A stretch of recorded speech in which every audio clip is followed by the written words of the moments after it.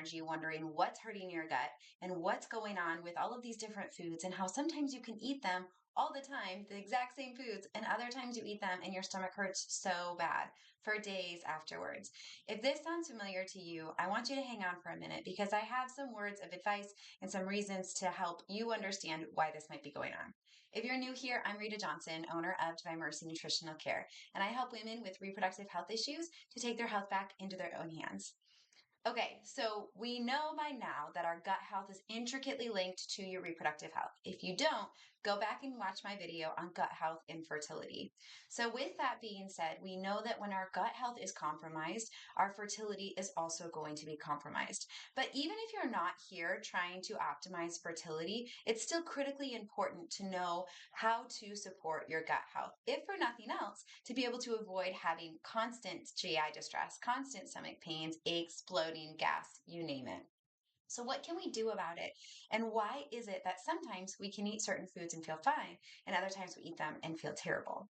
Well, I want to start off there. So first and foremost, the very reason could be that you are having a low level inflammatory response to some foods. And this can be really tricky to figure out just by doing a basic elimination diet or even by trying to avoid it for a few days and then enter it back in.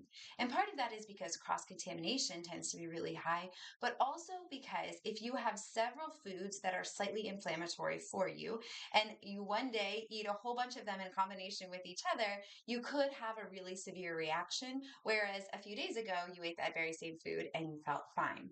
So this could be one of the things at play here.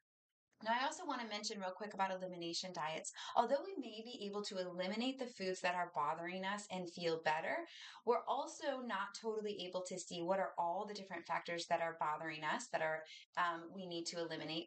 But also, what are some of those additional things we can do to support, seal, and heal our digestive tract so we no longer are having reactions to these inflammatory foods?